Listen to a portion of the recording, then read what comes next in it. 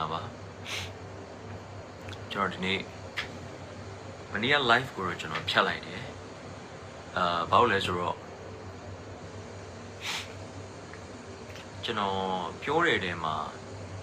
တေချာကျွန်တော်မပြောလိုက်ရဘူးလို့ကျွန်တော်ခံစားရတယ်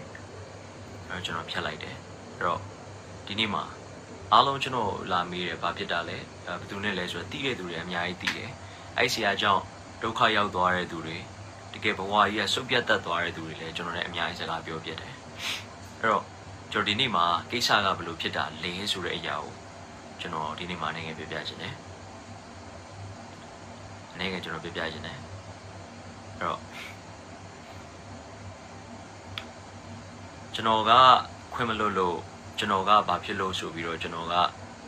ခွင့်မလွတ်ဘူးကျွန်တော်ဘာဖြစ်တယ်ဆိုပြီးတော့လည်းပြောနေကြတဲ့သူတွေလည်းရှိတယ်အဲ့တော့ကျွန်တော်ပြပြချင်တာကျွန်တော်တို့ဒီကိစ္စဘာမှမဖြစ်တော့အမှန်တမ်းပြောမှဆိုရင်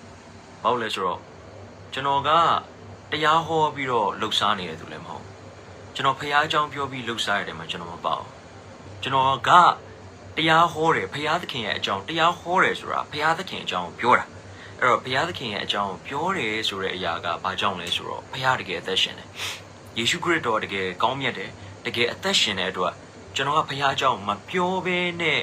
မနေနိုင်လောက်အောင်ဖြစ်လို့ပြောတာဒါကြောင့်တမန်တော်တွေကဘာပြောလဲဆိုတော့သူတို့ကယေရှုအကြောင်းမပြောနဲ့လို့ပြောတဲ့အချိန်မှာအကုန်လုံးကငါတို့ကကြားရတဲ့သူတွေမြင်ရတဲ့သူတွေငါတို့မပြောဘဲမနေနိုင်ဘူးတဲ့မနေနိုင်ဘူးတဲ့အဲ့တော့သူတို့ပြောတယ်တဲ့အဲ့တော့ကျွန်တော်အမှုတော်ဆောင်တယ်ဆိုတဲ့အရာအားလုံးဒီဘာလဲဆိုတော့ကျွန်တော်နာမည်ကြီးချင်လို့လည်းမဟုတ်ကျွန်တော်တခုခုရချင်လို့လည်းမဟုတ်ဒီနေ့ဒီအချိန်ဒီကျွန်တော်ဂျေဇုတော်အားဖြင့်ဖိတ်တဲ့အသင်းတော်တွေအများကြီးရှိပါတယ်ကျွန်တော်သွားတိုင်းမှာကျွန်တော်ကိုကျွန်တော်လေရင်စရေးကျွန်တော်နဲ့ပါလာတဲ့ media team ကျွန်တော်နဲ့ပါလာတဲ့ worship team ကျွန်တော်နဲ့ပါလာတဲ့သူတွေအားလုံးက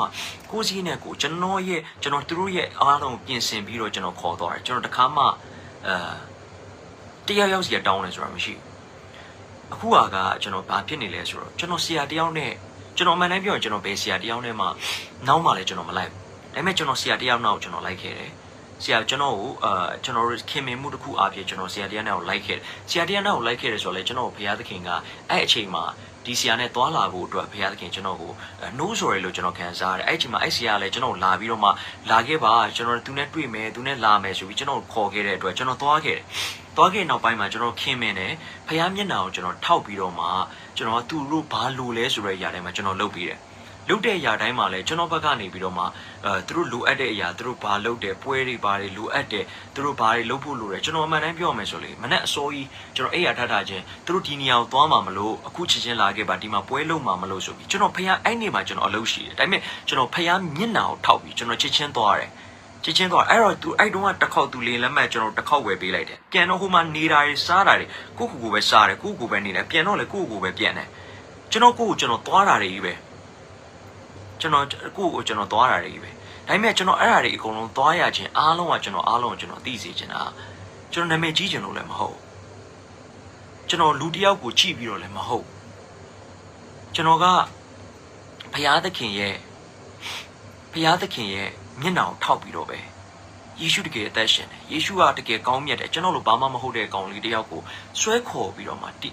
မကောင်းတဲ့အမောင်တို့တဲ့ဒူးစရိုက်တဲ့ကနေကျွန်တော်ဆွဲခေါ်ပြီးတော့မှဒီနေ့ဒီအချိန်ဒီဘုရားသခင်ကျွန်တော်ဆွဲခေါ်ပေးခဲ့အဲ့တော့ကျွန်တော်ဘုရားကိုကျွန်တော်အရင်ကျေးဇူးတင်တယ်ဘုရားအတွက်ကျွန်တော်အမှုတော်ဆောင်ဖို့အတွက်ကျွန်တော်ဆုံးဖြတ်တယ်ဘုရားနဲ့ပတ်သက်လာရင်ကျွန်တော်ဘာပဲလုပ်လို့ကျွန်တော်သွားလုပ်တယ်